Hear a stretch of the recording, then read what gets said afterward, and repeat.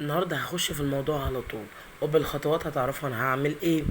جبت اللحمه اديتها تشويحه بايه، بالبصل والجزر ودبس الرمان والفلفل. كنت غاليه ميه، سبت اللحمه بقى تستوي كده على الجنب. قلت اروح اعمل رز.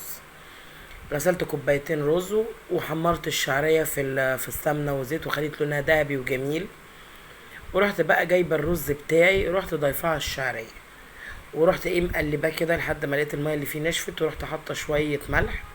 وبعد كده ضفت الميه بتاعتي. معروف ان الرز بتاع مصر تضيفي على معيار الميه بتاعك يا ربع كوبايه ميه زياده يا نص كوبايه عشان يبقى مفرفر وجميل.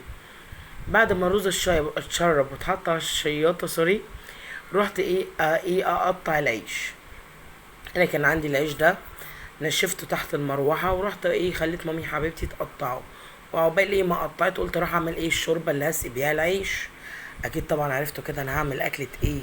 الاكله دي بتتعمل بطرق كتير بس بتاعتي سهله وبسيطه وتاكلي صوابعك وراها. كنت دقه توم، ورحت حاطه سيحت السمنه وحطيت فيها توم واديتها كده تشويحه. اول ما التوم ابتدى يتحمر ويبقى لونه ذهبي، يا سلام على الريحه جامده.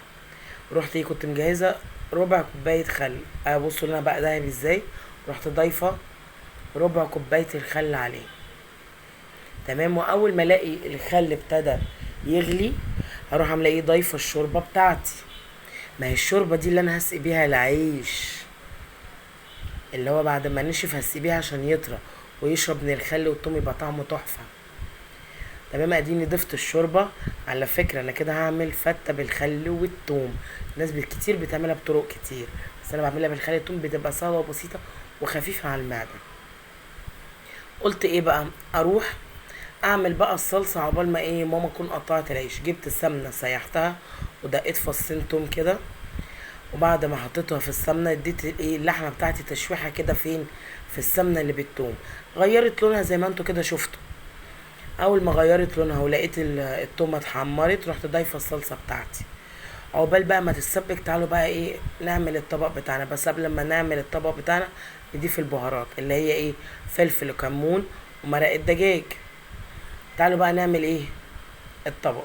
اديني اهو جبت الشوربه تكون سخنه، سقيت بيها العيش ولقيته طري. رحت اضيف الرز بتاعي، طبقه عيش مسقيه بالثوم والخل والشوربه وطبقه الرز. بعد كده ابتديت كانت الصلصه خلصت.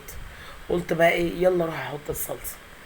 حطيت الصلصه كده على الوش، وحطيت عليها قطع اللحمه زي ما هتشوفوا. طعمها هيجنن. طبعا جنب الطبق الفته اللي بالخل والثوم ده نحط طبق صلصه وبألف هنا.